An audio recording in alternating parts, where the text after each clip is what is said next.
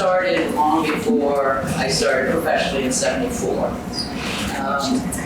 I come from the Chase Murray clan. That's my mother's side of the family. My father's side were Virgils. And they all were into crafts. My aunt Nancy Chase, her first works were done from her grandfather who loved to whittle wood. So that's how she started. But her workshop opened in the early '60s, and I went to school across the street. As you know, her shop's on Public Court, school's across the street, and my mother, Phyllis Chase Virgil, worked for Nancy, so I would go there after school and wait for my ride home. And they would say, go sand those whales, go sweep out that thing, go mow the lawn. So I literally started in the early '60s just by osmosis. Excuse me. Get myself acclimated over here. And it was wonderful growing up here. It was a different world altogether. It is now. I'm sure old people always say that because, I have a history now. I grew up in Nancy's shop, which was very small when it started. It was just 2 little rooms and with a pot-bellied stove, and she would sit there and just do what she loved. And we were just consumed with it, all of us. And we all were very similar. So she started her shop with when Jose Reyes said, make me 50 sperm whales. Now I've heard a lot of stories about how she started, that he asked her for 500 sperm whales. That's not true. It was 50 sperm whales, which she was happy to do for, I think, about $50 a piece.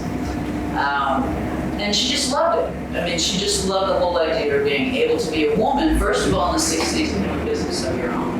It was almost unheard of. But then there were other women who were doing the same thing. Aletha Macy was in that same era. The wooden jug women who made baskets, same era.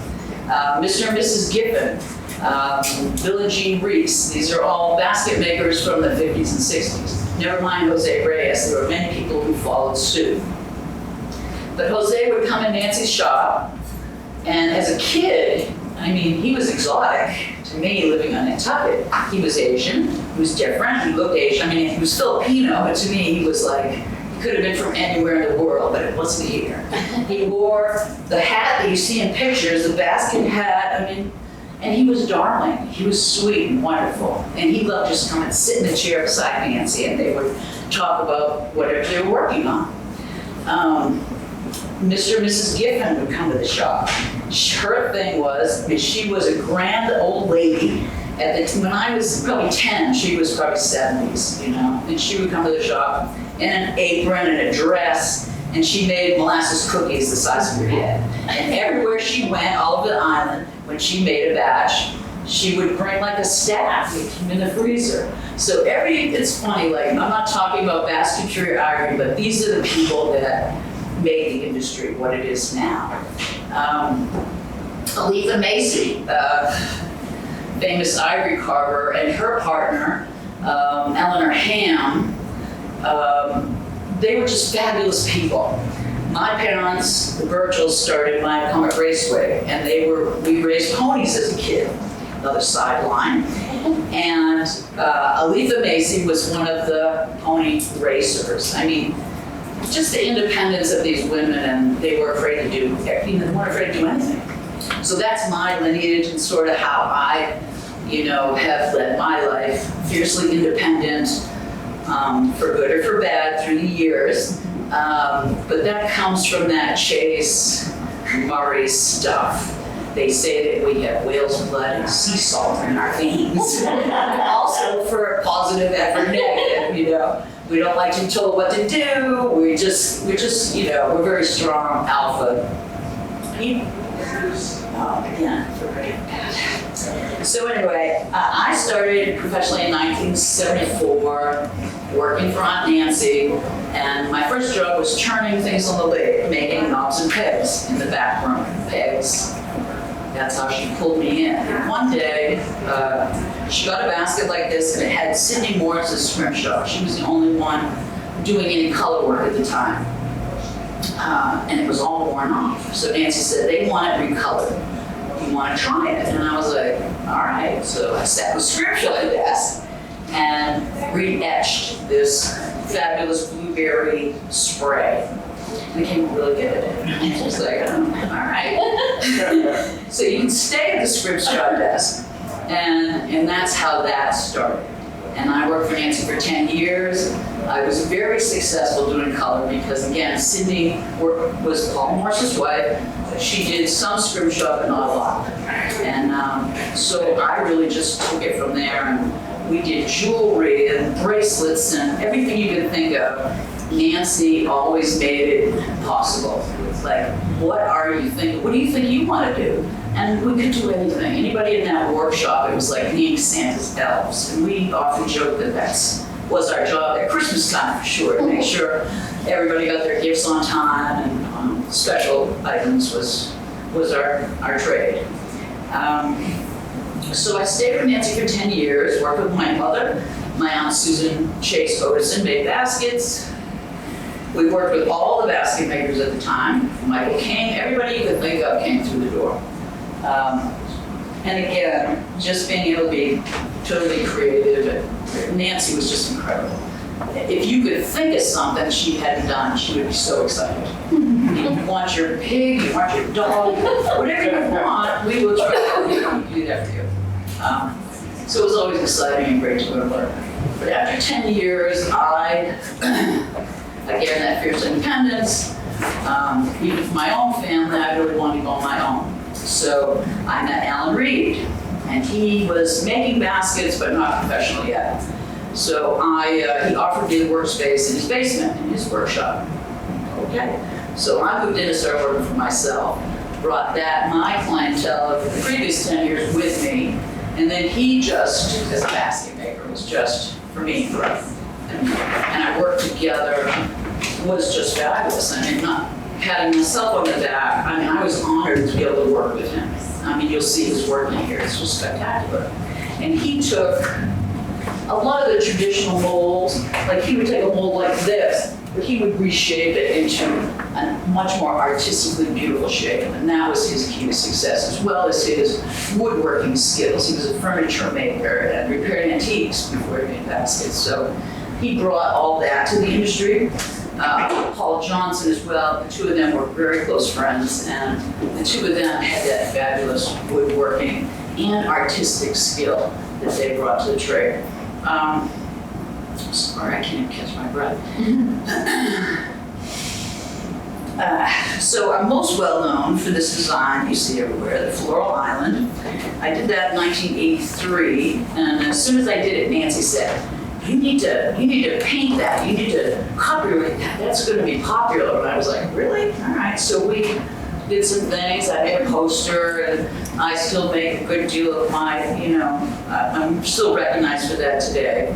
I also did the Patriot Nantucket that you know about, the flag of Nantucket, red, white, and blue. I did that after 9/11, so that was 2004. So back to Alan, I worked with him for 10 years in his shop.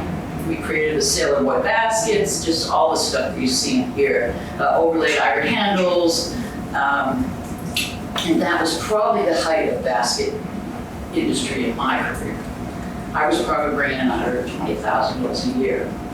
I worked 6 days a week, 9 to 5. I mean, we really worked hard. And again, Alan had that, what can we do that's different? What ideas can we put together that will, add to what we already know? So everybody that came along added to what they knew from Jose Reyes, what they knew from Bill and Jean Reese, all those people that came before. The newer people just kept building on that, just made more. The golden basket, industry, the jewelry industry, all that comes back to Jose Reyes. None of this would have happened without his creating the cover on the French press.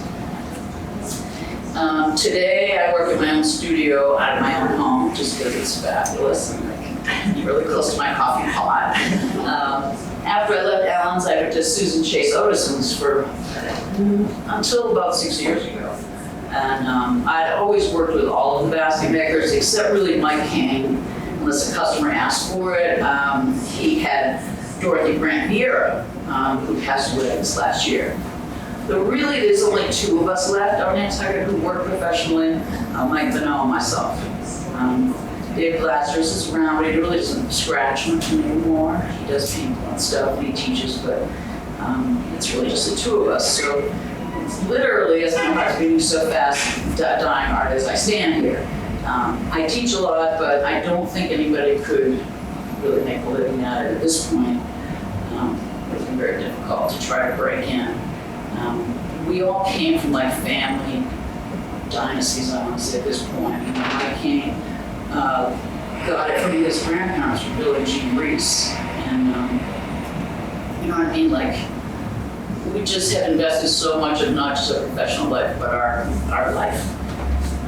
So I don't see that's going to happen in the future.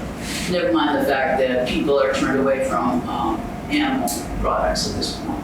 I'm using a lot of mammoth ivory and fossil ivory now. I will not really ever go to plastics, is not my thing. So I'm not sure what else I can say. I see there's a few baskets here. If anybody's interested in showing out their baskets, their little story. We'd love to hear that. If you have questions, yeah. I have a question. Sure. So I got my first basket when I was 9 or 10 years old. I was vacationing here with my parents, and I got a Gibbs bag. And my mother got a Jose Ray bag. And what I really liked, and my father wouldn't buy it for me because it was expensive. In Althea Macy's shop, there were, I don't know if it was your work or not, there were all kinds of berry vines. Was that your work? Or? Could have been. I never worked with Lisa Macy. I mean, she was retired before I started professionally. I really only knew those folks as a kid growing up. So I've seen 1 or 2 on the wharf of the old bags that had that. It could have been. The only other person was Sydney Morris, really. Tom Morris's wife, and she had fabulous beers. Oh, and that's how I said that. Blueberries and strawberries, that's what. Yeah, Sydney Morris probably. Yeah. And Mr. Gibbs, I didn't really know him, but I do know that his baskets are the most difficult to repair of all baskets ever made. Because he did something with the finish on the end so that they had to repair the rims and the wrap, they were stuck on. So each piece, as you go around, normally pull out the whole thing if you have to repair, but his, you could repair a little piece, and the next piece, and under the wrapping, there are nails, and then wood putty, and then wood putty over the nails. So to repair a Gibbs basket is quite a feat. And in basketry right now, my aunt Susan Utterson is formally retired this year. Michael Tane is formally retiring. So, like I said, these family dynasties are disappearing very quickly. I know I've sketched over so much I probably shouldn't be talking about, but you know, it's been a long life in this profession. I've loved it very much, and I still work. I have health issues, so sometimes I work a lot less, but this year I'm doing well, so I'm trying to catch up and do the best I can to stay in it more as a community function than my profession. I was wondering if you could tell us about this basket. This basket is called A Pirate's Life, right?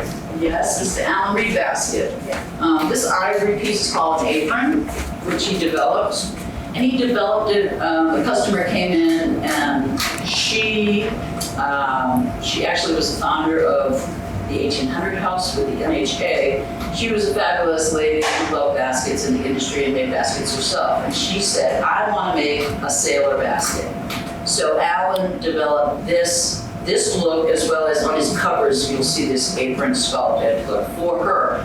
And then from that, we did these type of baskets again for about 10 years. I mean, and we still get, you know, the people who have these little baskets with these aprons, these are the treasures of the industry, in my opinion. You know, it's the most, it's taken basketry to the ultimate every way.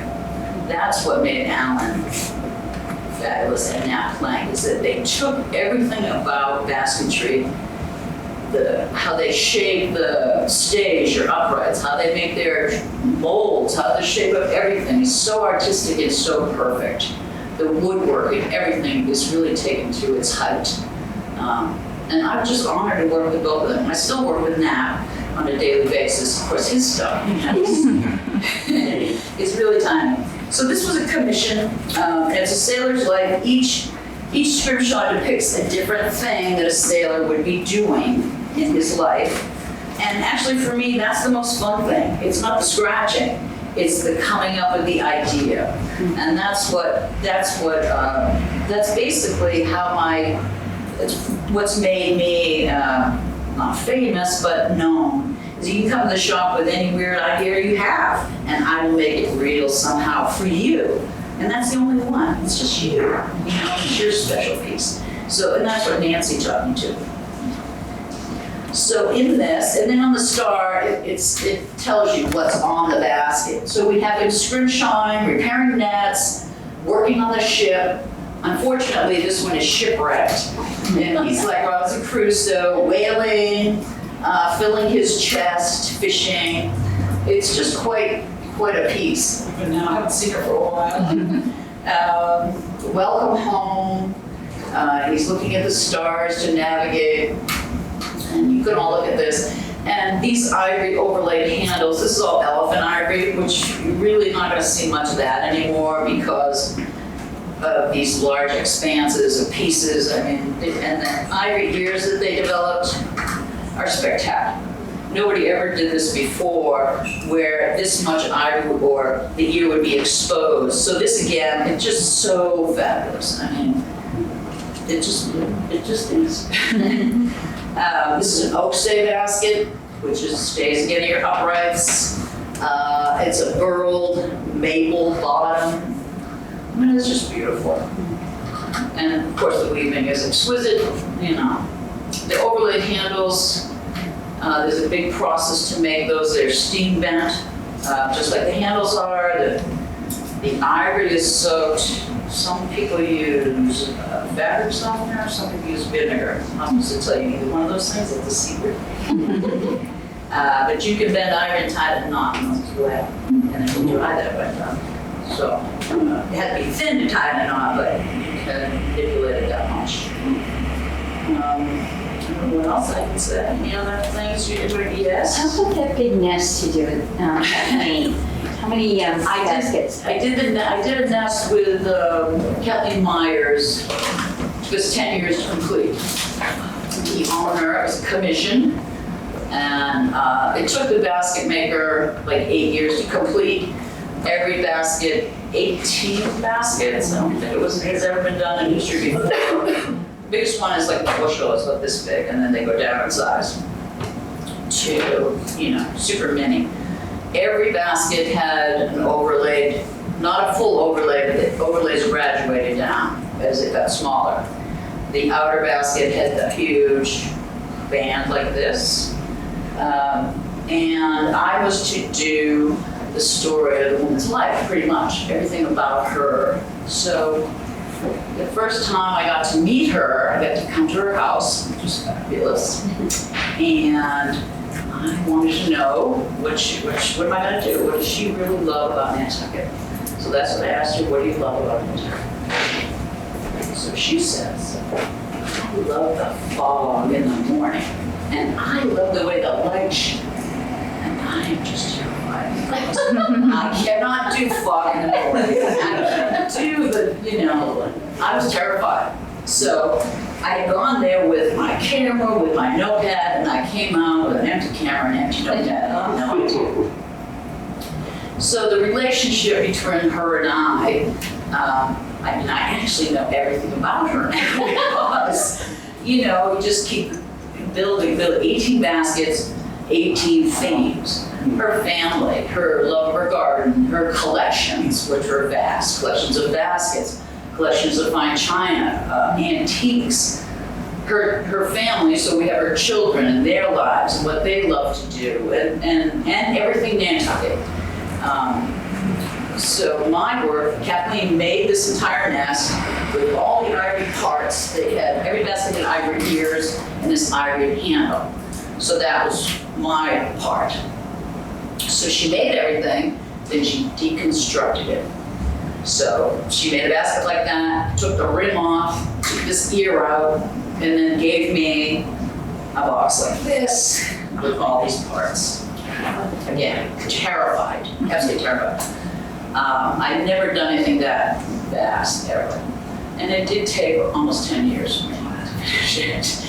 And the client, of course, was fabulous, and every once in a while I'd be like, "Did you send me $3,000?" And check it out. And I worked for another few months, and there are rolls and rolls of drawings and sketches that I have. I mean, it's just, it was just a lot. And I work very, I want to call it organically. It sounds weird, but that means that I start in one spot, take one step, and then I build on that. So we start with your family, we build on that. And so that's how that all progressed. And hopefully it will get to the museum. She is fond of the museum, but she did not want to part with that nest for a while. She wanted to live with that. And when we gave it to her, I thought she was going to faint. She really had not seen any of it. I had sent her pictures like, look at this, that's my stuff. But even when you see it all done, it's amazing. Just because that much. 2 years, I want to say 2 years ago. Yeah. Is it here on the island, or? Yes, it's here. It is here. And she is affiliated with the NHA. And I'm sure she will all get to see that. And actually, the basket maker, we were going to create a book, and she still probably will. So there are professional photographs, et cetera, of it. Just the experience of us trying to get this project off the ground and finish. And actually, the basket maker story is fabulous because it started with a tree. I mean, that's how she started with a tree, a burl, so that all of the bottoms of these 18 baskets had the same piece of wood from the same tree. She started with a tree. I mean, who does that? It's just, really? So she had so much invested in it. I mean, it was just spectacular. But it really about broke us. I mean, it is a lot. It is a lot to think about. It's a lot to complete. I never thought I'd complete it. So I started with some of the bigger baskets and worked down, but I saved the big band for last. And her band is literally like that. It's huge. So there's 4 pieces. 2 pieces, and then they join here with a giant scholarship, I believe, and on this side as well. So there's 4 giant pieces. Main events in her life are pictured, and one of the most endearing things was she shared with me the story of so much of her life, but she was adopted. So she's a very highly successful woman, and she shared with me this tender story about meeting her father for the first time as an adult. And so there's a very special, very small basket with a full ivory handle. As little baskets do, I think the last 4 have full ivory handles. It has, I put footprints. There are footprints that come up this side, and then there are little ones that come up this side, and they meet in the middle. So that's her, special little about her dad. And that's what we tried. I was trying to create that special moment for you that means something to you. Because you're going to carry that. And she get impatient waiting 10 years? I'm sure she did. I'm sure she did. But she knew, she understood and knew the difficulty and how huge it was, the project. She knew what she was getting into, and she was just fabulous. And in my career, she's like the best client that ever came along, because I never had a job of that magnitude. But again, when you do these jobs you've never done, I want to say, if you ever in any kind of business, add 20%, because there's so much that you don't know that's going to go wrong, and so even though I'm sure the price tag, I don't know what it was, I don't know how much my work cost, which sounds like a lot of money, but when you break it down into the weeks and hours and months that you spend, I mean, it was really reasonable in the end. And the basket maker too was like, yeah, definitely, if I had to do it again, and we always say that when we do something for the first time. Did you see this basket maker? Kathleen Myers, who worked under Alan, so her work is very similar. She's very similar. Yeah, she's great. Anything else? Yes. Do you have a favorite project you've ever worked on, or was that it, or was there? It was probably my least favorite job because I felt so pressured to finish it. I've never had that kind of pressure. I like stuff I can do and have it done tomorrow. That's the best part about what I do. Through the years, I mean, I got pretty fast, so I could do this probably in 3 hours, 4 hours. Oh my God. Probably shouldn't tell you that, but there are certain things that I've done so much that I could get through pretty quickly. And now, I'm doing a lot of teaching now, which I really enjoy. People are really shocked that I can give you a circle. One of the girls here swear when she took a lesson, and in about an hour and a half, you're done. Mended underneath a ship, inside of the hull of a ship, and the ocean is moving, you know? You can do it. You know, it's not that hard. It's just very concentrated. You know, I've worked under a magnifying glass now all this time. And every once in a while, I'm so through with this. I can't do this. I want to paint a giant picture. You know? And every once in a while I do. Then I'm, back into my zone. And I literally could work right here. It doesn't take anything. There's very little tools. And I like that quick gratification. I can start this, I can draw it, and I can be finished with it, and I move on to something exciting. Not so much with that big job. That's why it was so so much. When it was completed, were you very proud of yourself? I was, but truth be told, like I told you before, I was like, wow, that's fabulous. But when I actually saw it finished, I was like, okay, because I had been living with those pieces for 10 years. Yeah. So I was like, yeah, I've seen all that, I mean, when it was all put together, I really wasn't as like, oh my God, as I thought I was gonna be. I was, oh my gosh, because it was just such a huge amount of work all in one spot, which I've never had myself, They say a chef, when they taste something, it doesn't taste as good to them because they've been smelling we're the scent, tasting it. That's right. and so they're habituated That's to right. it. And so it doesn't Exactly have right. that wow factor. Right, yeah. That's right. Maybe when you see it after a while. Yes, and I would love to see it. I mean, I have seen it all different ways. I've seen them all laid open, which you really have to because all these ironing pieces are different, and it's really fine work. Like now, as I get older, I'm trying not to be as detailed. Like there's a lot to be said artistically for the less you do, the better. I mean, but my work is typically very busy, and there's a lot in there. And with her stuff, it's really a lot in there. And not only is it pictographs, pictures, but there are music, lyrics, and poetry on every single one, which I forgot to tell you that. So the music, lyrics, and poetry was another side of this person. I was like, what?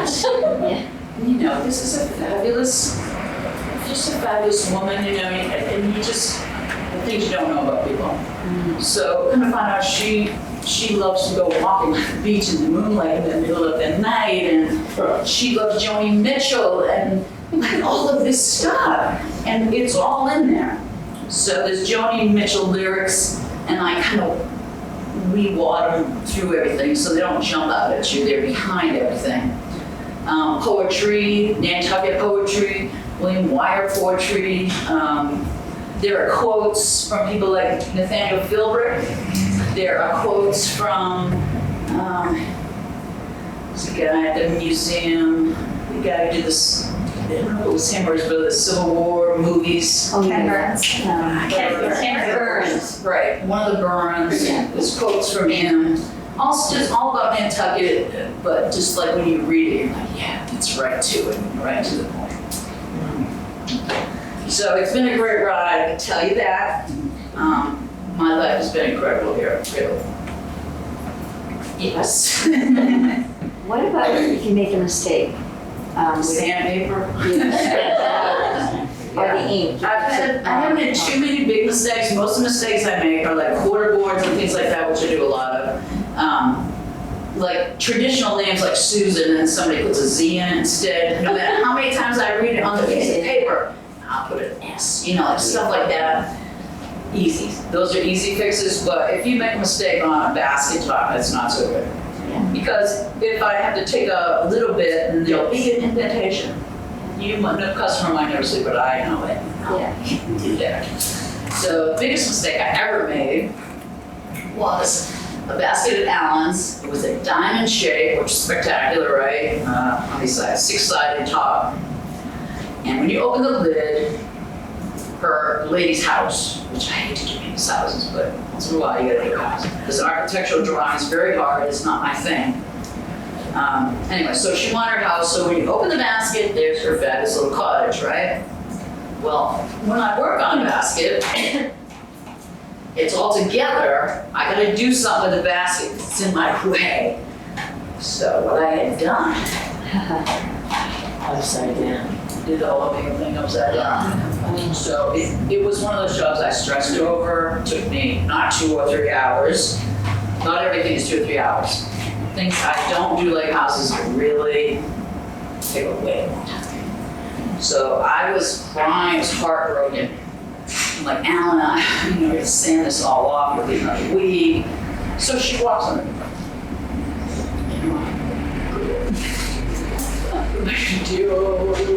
So I open the basket.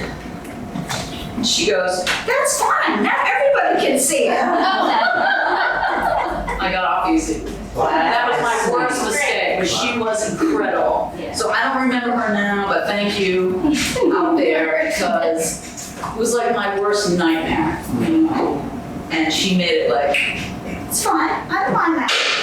Now when I open it, you can see it. So there you go. That's the fun stuff though, like stuff people want. A lot of the insides are more fun than the outside. Because I do a lot of like mermaids and sailors represent their children, and they'll be holding things that they love. And so when that lady opens her basket, there's her kids inside, you know what I mean? Just little sweet things like that. Yes. Did you do your fin? Yes. This What is is it? this is a piece of whale ivory, what we call a cross section of a whale's tooth. And one of my customers does jewelry work, and she does pearl work. So that's a nice little pearl on there, and I just worked with the pearl. And I think I did 2, one for me and one for her. But yeah, it's one of my favorite little things. Again, it's very little strip shop, but it's just enough. Yes. And I learned that from Nancy. There's a big difference between my work and other artists' work. My work was to accentuate the ivory but not cover it. Less is more. It's better. So when you see like Dorothy Grant-Viera work, which is spectacular, it's edge to edge covered.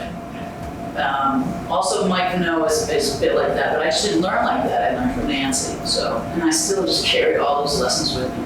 I also had Paul Morris as an art teacher in high school, in junior high school actually. And I still use his lessons today. I went to school with his daughter. Another Morris, very talented Morris, and we're still friends today. Island girls. But one of the lessons he always taught us in drawing was, how to make a ship, and you start with a figure 8 laying down. And I can't show you, but it's very simple. It turns out like the perfect way to start making a boat hull. And every time I draw a ship, and they're from Paul Morris, just those little things that you take with you forever. Anything else? Beautiful. Thank you. What do we have here next? I know you've got Yes, some I've things here. got Let's two see what you beautiful brought. bracelets that we. Oh, aren't you sweet? So these are bangle bracelets, which we had quite a few of, but no more. These are things that came and gone. But that's traditional for me. Wild roses, thistles, and chicory. Here's our initials, and lovely whales. Very nice, thank you. And she takes care of them immaculately. Thank you. Wow. And my basket, Susan made my basket. Yes, it's beautiful. Classic Well, Susan Chase Otterson basket, ebony top, Nancy Chase firm whale. Anybody in the basket industry. You can identify most of the baskets at a glance. Everybody has their own handle. A lot of people have their own knobs. Jose Reyes is the only knob that went right in, all one piece of ivory through the handle and into the basket.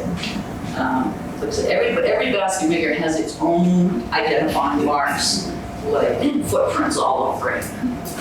And you can usually tell most of them quick. Yes, anything else? thank you all for being here.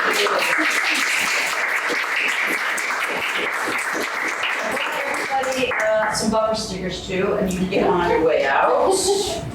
Networking fair, the Nantucket Floral Lab. Thank For you. everybody, I hope you enjoy that. I love it. You know, call me anytime if you need anything, I'm doing it as much as I can.